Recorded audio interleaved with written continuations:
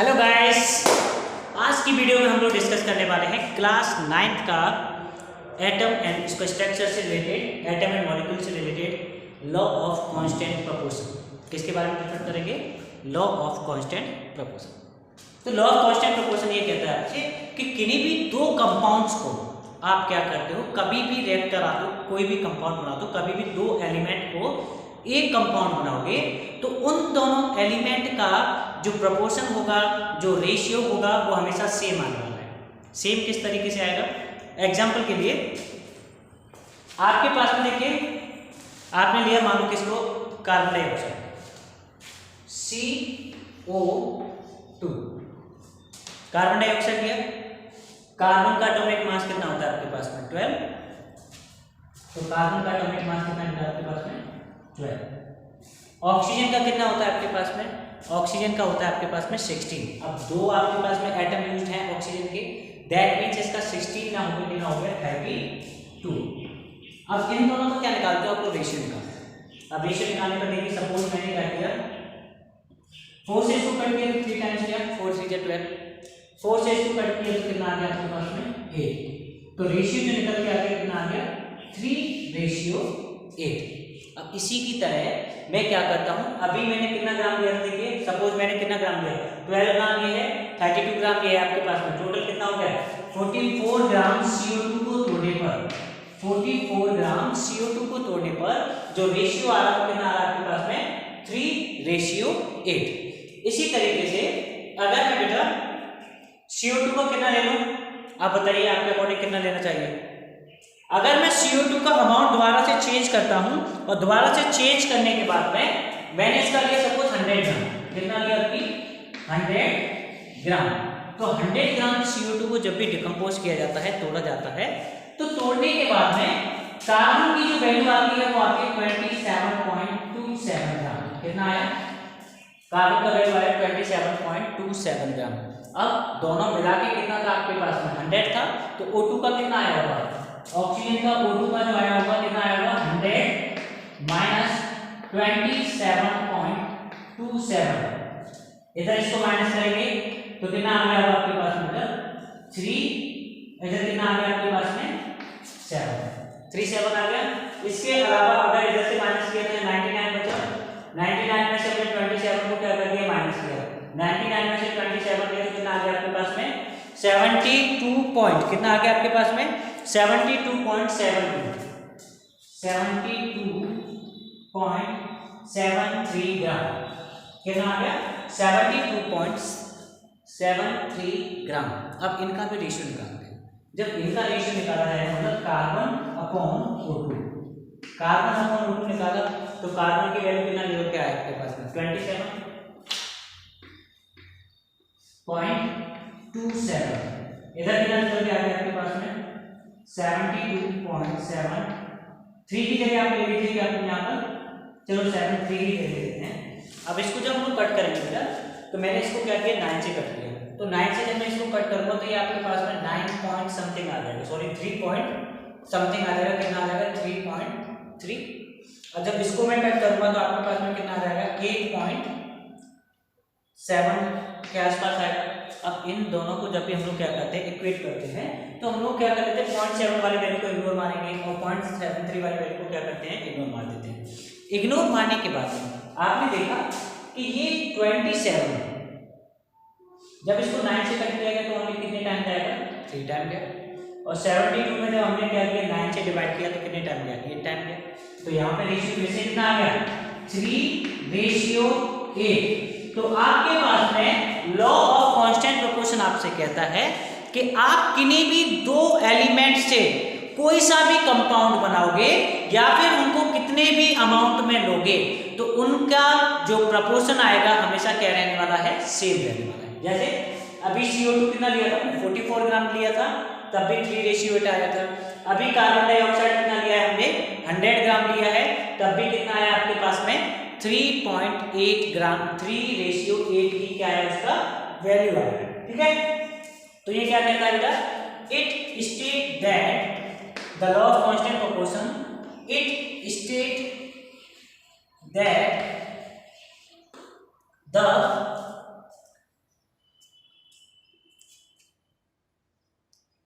chemical compound always contain the same elements combined together. The chemical compound contain, इसको थोड़ा सा rough कर देते हैं, contain the same elements combined, contain the same element combined in the same proportion, combined in the same proportion, उनका जो proportion जो है कैसा रहने वाला है, सेम रहने वाला है। तो ये आपका लॉ हो गया, ठीक है, इसकी शॉर्ट लीजिए। फिर एक और एग्जांपल के थ्रू हम लोग क्या करते हैं, इसको समझाने की कोशिश करते हैं।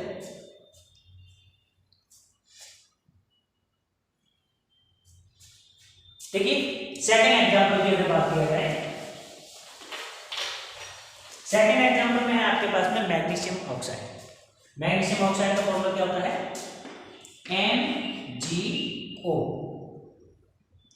MgO में अगर आप मैग्नीशियम और O2 ऑक्सीजन दोनों का क्या करते हो बेटा, ऑक्सीजन का अगर आप रेशियो निकालना चाहते हो तो मैग्नीशियम का एटॉमिक नंबर कितना होता है, 12 होने की वजह से इसका एटॉमिक मास कितना हो जाएगा, 24। रेशियो ऑक्सीजन का कितना होता है आपके पास में, तो यहाँ पे एक ही ऑक्सीजन लेंगे हम लोग, MgO एक है ना, तो एक ही ऑक्सीजन का कितना होगा, 16 लेने के बाद में हमने क्या किया, इसको कट किया, 8 से इसको कट किया तो कितना बार आएगा, 3 टाइम्स, 8 से वैल्यू कट किया तो कितना आ गया, 3, 8 से इसको कट किया तो कितना आ गया आपके पास में, 2, तो रेशियो कितना आ गया आपके पास में, 3:2। मतलब मैग्नीशियम कंपाउंड में मैग्नीशियम और आपके पास में जो ऑक्सीजन है, दोनों एलिमेंट का जो रेशियो रहता है, जो प्रपोर्शन रहता है, वो कितना रहता है, 3:2। अब इसको देखो, मैं क्या करता हूँ, अभी मैंने कितना लिया था, इसको देखो 24 और 16 कितना हो गया आपके पास में, 40 ग्राम। कितना लिया मैंने अभी इसको, 40 ग्राम लिया। अब मैं इसको लेता हूँ कितना, 100 ग्राम। MgO का जो वैल्यू लिया है मैंने, कितना लिया है, 100 ग्राम लिया है। तो 100 ग्राम लेने पर मैग्नीशियम का जो अमाउंट बनता है वो बनता है कितना, 60 ग्राम। ऑक्सीजन का जो अमाउंट बनता है वो बनता है कितना बेटा, 40। तो देखिए दोनों का रेशियो निकालते हैं, 0 से 0 कैंसिल, 3 से ये सॉरी 2 से 6 कितने टाइम में आपके पास में, 3 टाइम्स, और 2 से 4 कितने टाइम में आपके पास में, 2 टाइम्स। तो हमने दोनों ही केस में देखा कि यहाँ भी रेशियो कितना निकल के आया था, 3:2 निकल के आया था, और इस वाले केस में भी हमने कितना देखा है, रेशियो कितना निकल के आया है, 3:2। इसका मतलब क्या हुआ कि आप किसी भी केमिकल कंपाउंड को कितने भी अमाउंट में लीजिए, इट डजंट मैटर कि आपने क्या लिया है, कम लिया है या फिर ज़्यादा लिया है, तो आप depending on the amount of compound taken, जो उनके एलिमेंट का प्रपोर्शन होगा वो हमेशा कितना रहने वाला है, सेम रहने वाला है। चाहे आपने 100 ग्राम लिया हो, चाहे आपने 1 kg लिया हो, हमेशा उसका जो एलिमेंट का प्रपोर्शन होगा वो कैसा रहेगा, आपके पास में सेम रहेगा। ठीक है, आई थिंक इतना आप लोगों को समझ में आ गया होगा, ये आपका लॉ है। अब इसके कुछ न्यूमेरिकल्स के बारे में हम लोग क्या करते हैं, डिस्कस करते हैं, है ना। तो इतना स्क्रीनशॉट ले लीजिए, फिर न्यूमेरिकल्स करते हैं बेटा इसके। तो देखिए आपके पास में लॉ ऑफ कांस्टेंट प्रोपोर्शन से पहला जो न्यूमेरिकल है बेटा, वो न्यूमेरिकल है, in an experiment 81.5 gram of zinc oxide gave on reduction 65.5 gram of zinc. मतलब एक एक्सपेरिमेंट किया गया, तो एक्चुअली एक नहीं 2 एक्सपेरिमेंट किए गए हैं इसके अकॉर्डिंग। तो वो कहता है कि पहले एक्सपेरिमेंट में जब 81.5 ग्राम क्या लिया गया, जिंक ऑक्साइड लिया गया और उसको रिड्यूस किया गया, तो पहले इसका केमिकल रिएक्शन, इसका गिवन डेटा लिखते हैं कि क्या क्या दिया हुआ है। तो देखिए गिवन में फॉर एक्सपेरिमेंट फर्स्ट, यहाँ सॉल्यूशन है आपके पास में, फॉर एक्सपेरिमेंट फर्स्ट, पहले एक्सपेरिमेंट के लिए जो गिवन डेटा है, गिवन डेटा क्या है आपके पास में, देखिए गिवन में आपके पास में वैल्यू दिया है mass of zinc oxide, mass of zinc oxide equals to दिया है 81.5 ग्राम, ठीक है। साथ में दिया है mass of zinc, mass of zinc कितना दिया बेटा आपको, उसका वैल्यू दिया है 65.5 ग्राम, 65.5 ग्राम, ठीक। अब पूछा क्या गया इससे, वे पूछ रहा है क्या ये फिगर जो जितनी वैल्यू दी गई है क्या वो value law of constant proportion को क्या करती है, फॉलो करती है। तो लॉ ऑफ कांस्टेंट प्रोपोर्शन को फॉलो करने के लिए क्या होना चाहिए कि जो जिंक ऑक्साइड मतलब जिंक और ऑक्सीजन यूज की जा रही है उसका रेशियो क्या आना चाहिए, सेम आना चाहिए। तो अब रेशियो सेम आने के लिए हम लोग क्या करेंगे, पहले मैं आपकी जो केमिकल रिएक्शन इसके अकॉर्डिंग हो रही है वो लिख देता हूँ। तो देखिए जिंक ऑक्साइड मतलब ZnO को क्या किया गया है, रिड्यूस, क्या किया गया है, रिड्यूस किया गया है। तो रिड्यूस करने पर ये टूट जाएगा किसमें, Zn+O2। तो इसके अकॉर्डिंग देखा जाए हमारे पास में दो एलिमेंट होने चाहिए, एक जिंक होना चाहिए और एक क्या होना चाहिए, ऑक्सीजन। हमारे पास में जिंक का तो है और Zn मतलब जिंक ऑक्साइड का भी है, बट हमारे पास में ऑक्सीजन का मास नहीं है। तो हम लोग क्या करेंगे, यहाँ से पहले ऑक्सीजन का मास निकालेंगे। तो देखिए mass of oxygen, mass of O2 is equals to zinc oxide के मास में से अगर जिंक को अलग कर दिया जाए, जैसे देखो Zn को अलग कर दिया जाए तो किसका निकल आएगा, ऑक्सीजन का निकल आएगा। तो हमने क्या किया, मास of zinc oxide, mass of ZnO minus mass of zinc, किसका, मास ऑफ Zn। तो देखिए मास ऑफ जिंक कितना दिया आपके पास में, 81.5 ग्राम। अब इसमें से 65.5 ग्राम को हम लोग क्या करते हैं, माइनस करेंगे। तो ऑक्सीजन का जो वैल्यू आएगा वो आपके पास कितना आएगा, देखो 0.5 में से 0.5 गया तो 0.0 आ गया। इसके अलावा इधर से इसको घटाओगे तो कितना आ गया, 16। तो O2 का जो ऑक्सीजन आया वो कितना आ गया आपके पास में, 16 ग्राम। अब रेशियो निकाल देते हैं, किसका रेशियो निकालते हैं बेटा, किसका आपके पास में, magnesium upon oxygen O2। Magnesium का वैल्यू कितना दिया है, 65.5 ग्राम और इसका वैल्यू कितना है, 16। और 16 का अगर 5 में हम लोग क्या करते हैं, डिवाइड करते हैं तो 16 4 जा कितना होता है, 64। तो ऑलमोस्ट आपका रेशियो जो कितना आ जाएगा, 4/1। That means Zn, I think दिख रहा होगा, Zn रेशियो ऑक्सीजन O2 इसको है आपके पास में 4:1। किस केस में, फर्स्ट एक्सपेरिमेंट में इसका जो वैल्यू निकल के आया है वो वैल्यू निकल के आ गया आपके पास में कितना बेटा, 4:1, ठीक है। अब किया गया सेकंड एक्सपेरिमेंट। तो देखिए सेकंड एक्सपेरिमेंट में क्या किया गया है, सेकंड एक्सपेरिमेंट में उसका गिवन डेटा लिखते हैं। तो गिवन डेटा देखा जाए तो इसमें भी गिवन में दिया हुआ है आपको क्या, in second another experiment 1.31 gram of zinc, मतलब मास ऑफ जिंक दिया है, mass of Zn equals to है 1.31 gram. On oxidation give 1.63 gram of zinc oxide. तो mass of ZnO zinc oxide is equals to कितना आ गया आपके पास में, 1.63 ग्राम। तो हम लोग फिर से वही वाला करेंगे कि केमिकल रिएक्शन लिखेंगे, इसमें क्या है, ऑक्सीडेशन हो रहा है मतलब ऑक्सीजन के साथ में कंबाइन हो रहा होगा, जिंक प्लस O2 मिलके बनाएगा क्या, ZnO। ZnO का वैल्यू दिया है और जिंक का दिया है, तो यहाँ पे भी किसका निकाल देते हैं, ऑक्सीजन का। तो देखिए mass of O2 is equals to क्या होगा, mass of ZnO zinc oxide minus mass of zinc. तो देखिए ZnO का कितना दिया आपके पास में, 1.63 माइनस 1.31 इज इक्वल्स टू कितना आ गया आपके पास में, 0.32 ग्राम। कितना आ गया, 0.32 ग्राम किसका आ गया, O2 का, मतलब ऑक्सीजन का मास आ गया आपके पास में। जब ऑक्सीजन का मास आ चुका है तो हम लोग फिर से क्या करते हैं, मैग्नीशियम और ऑक्सीजन का दोनों का क्या निकाल देते हैं, रेशियो। तो देखिए Mg/O2 is equals to, magnesium का मास कितना है, 1.31 ग्राम, 1.31 डिवाइडेड बाय 0.32 और 0.32 से पॉइंट से पॉइंट क्या कर दिया, कैंसिल कर दिया। और जब 3 2 से हम लोग क्या करेंगे, 1 3 1 को क्या करेंगे, कैंसिल करेंगे बेटा, तो ये जाएगा 4 टाइम्स और ये कितना 1 टाइम। तो यहाँ पे मैग्नीशियम रेशियो O2 कितना निकल के आ गया आपके पास में, 4:1। तो देखा गया सेकंड एक्सपेरिमेंट में भी दोनों का रेशियो कितना आ रहा है, 4:1, और फर्स्ट एक्सपेरिमेंट में भी कितना आ रहा है आपके पास में, 4:1। दैट मीन्स कि ये जो डेटा दिया हुआ है, ये डेटा आपके वेरीफाई कर रहे हैं इसको, लॉ ऑफ कांस्टेंट प्रोपोर्शन को।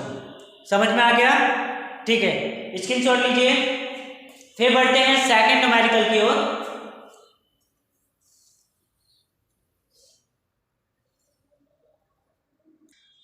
तो देखिए बेटा, आपका जो क्वेश्चन नंबर सेकंड है वो न्यूमेरिकल है, when 1.5 gram of carbon is bond in 4 gram of oxygen. मतलब 1.5 ग्राम कार्बन को क्या किया जा रहा है, 4 ग्राम ऑक्सीजन के साथ में क्या किया जाता है, जब कंबाइन किया जाता है, जलाया जाता है, तो आपके पास में 5.5 ग्राम ऑफ क्या मिल रहा है, कार्बन डाइऑक्साइड मिल रहा है। तो इसमें सिंपल सा हम लोग रेशियो निकालेंगे, कुछ भी करने की जरूरत नहीं है क्योंकि तीनों ही वैल्यू दिया हमको। मगर सेकंड केस में बोल रहा है what mass of carbon dioxide will form when 7.5 gram of carbon is bond in 40 gram of oxygen. तो जब 40 ग्राम ऑक्सीजन में 7.5 ग्राम क्या करेंगे हम लोग, कंबाइन करेंगे, रिएक्ट करेंगे किसके साथ में, तो आपके पास में कितने अमाउंट में कार्बन डाइऑक्साइड बनेगा। तो इसके लिए सिंपल सा हम लोग क्या करते हैं, पहले वाले केस में देखा गया, मैंने रेशियो निकाला, पहले देख लेते गिवन डेटा। केस फर्स्ट में जो गिवन डेटा दिया हुआ है आपके पास में, केस फर्स्ट में जो मास ऑफ कार्बन है वो दिया है कितना, 1.5 ग्राम, और आपका मास ऑफ O2 जो दिया हुआ है, ऑक्सीजन दिया है 4 ग्राम। तो दोनों का रेशियो निकालते हैं, carbon upon O2 is equals to, तो देखिए 1.5 अपॉन 4 ग्राम। इसको क्या करेंगे बेटा, पॉइंट है इधर से इसको कट किया तो कितना आ गया था 0, तो 5 से कट किया तो कितना आ जाएगा आपके पास में 3/8। मतलब कार्बन और ऑक्सीजन का जो रेशियो आ रहा है तो कितना आ रहा है इस केस में 3:8। कितना आ रहा है 3:8। इसका मतलब क्या हुआ, इसका मतलब है 3 gram of carbon burn completely in 8 gram of oxygen, 8 gram of oxygen, मतलब 3 ग्राम कार्बन 8 ग्राम ऑक्सीजन में क्या हो रहा है आपके पास में जल रहा है। तो देखिए बेटा 1 ग्राम कार्बन कितने में जलेगा, तो 1 ग्राम के लिए क्या करना पड़ेगा, 8/3 में जलेगा। अब आपके पास में 1 ग्राम कार्बन तो नहीं दिया, कितना कार्बन दिया आपको, 7.55 ग्राम। तो 7.55 ग्राम कितने में जलेगा बेटा, 7.55 ग्राम ऑफ कार्बन जलेगा 8/3 मल्टीप्लाइड बाई 7.55, जिसको सॉल्व करने पर वैल्यू जो आती है आपके पास में वो ऑलमोस्ट आ जाएगा कितना, 20 ग्राम। कितना आएगी, 20 ग्राम। बट इससे पहले जो लॉ था वो था law of conservation of mass. और law of conservation of mass क्या कहता है कि जितना वैल्यू रिएक्टेंट का है उतना ही मास किसका रहना चाहिए, प्रोडक्ट का। तो रिएक्शन के अकॉर्डिंग देखा गया कार्बन प्लस O2 मिलके क्या बना रहा है आपके पास में, CO2 बना रहा है। अब इसके केस में कार्बन का वैल्यू आपको दे रखा है कितना, 7.55 ग्राम। कितना दे रखा है, 7.5 प्लस 20, कितना आ गया आपके पास में 27.5 ग्राम। इसका मतलब CO2 का वैल्यू भी कितना होगा, 27.5 ग्राम। मतलब 7.55 ग्राम कार्बन को अब जब 40 ग्राम ऑक्सीजन की प्रेजेंस में जलाओगे तो आपके पास में जो कार्बन डाइऑक्साइड का अमाउंट आने वाला है वो कितना आएगा आपके पास में, 27.5 ग्राम। कितना आएगा बेटा, 27.5 gram. Is it clear? I think second numerical भी आपके समझ में आ गया होगा। तो देखिए सिंपल सा है कुछ नहीं, ये आपकी लाइफ के बेस पे है कि आपके 2 फ्रेंड्स हैं या फिर 2 फ्रेंड हैं ए और बी। अब मान लो कोई पार्टी आप क्या करना चाहते हो, ज्वाइन करना चाहते हो, तो आपने ए ने दे दिया मान लो 10 रुपये, बी ने दे दिया कितना 5 रुपीज़ दे दिया। अब 5 रुपीज़ दिया तो टोटल 15 रुपये हो गए। तो ए का प्रोपोर्शन कितना आ गया 2, बी का प्रोपोर्शन कितना आ गया 1। अब बड़ी पार्टी ग्रैंड पार्टी की नहीं भाई, हम 9 से प्रमोट होकर किस में आ रहे हैं, प्रमोट नहीं सॉरी, हम लोगों का प्रमोशन ही हो रहा है, दैट मीन्स हम 9 से किस में आ रहे हैं, 10th में आ रहे हैं, तो ग्रैंड पार्टी करते हैं। अब ए ने कितना दिया, मान लो 2000 रुपीज़ दिए, और बी ने कितना दिया 1000 रुपीज़ दिया। अब जब इन्होंने पहले कितना दे रहा था, ये 10 रुपीज़ दे रहा था, ये 5 रुपीज़ दे रहा था, तो तब 15 रुपये हुए थे, तो इसका 2:1 आया था। जब ये 2000 दे रहा है, ये बी कितना दे रहा है 1000 दे रहा है आपके पास में, तब भी आपके पास में प्रोपोर्शन देखो 3 0 से 3 0 इधर कट किया तो 2:1। तो लॉ ऑफ कांस्टेंट प्रोपोर्शन यही कहता है कि किन्हीं भी यूनिवर्स में पाए जाने वाले किसी भी दो एलिमेंट के द्वारा अगर आप कोई भी क्या बनाते हो, कंपाउंड बनाते हो, तो उन कंपाउंड में पाए जाने वाले एलिमेंट्स का जो प्रोपोर्शन होगा, चाहे कितनी भी क्वांटिटी में लीजिए, चाहे कम लीजिए चाहे ज़्यादा लीजिए, हमेशा कैसा रहने वाला है, कांस्टेंट रहने वाला है। समझ में आ गया? तो समझ में आ गया तो आपको पता ही है क्या करना है, लाइक करना है, सब्सक्राइब करना है वीडियो को, और ज़्यादा से ज़्यादा अपने फ्रेंड्स को क्या करना है, फॉरवर्ड करना है। आगे हो सकता है 1-2 दिन में हम लोग क्या करते हैं, बायो की क्लासेस भी स्टार्ट करने वाले हैं, तो आप लोगों को ज़्यादा प्रॉब्लम नहीं आएगी, केमिस्ट्री भी साथ में बायो भी, है ना। तो बने रहिए हमारे साथ में, पढ़ते रहिए और बढ़ते रहिए। तब तक के लिए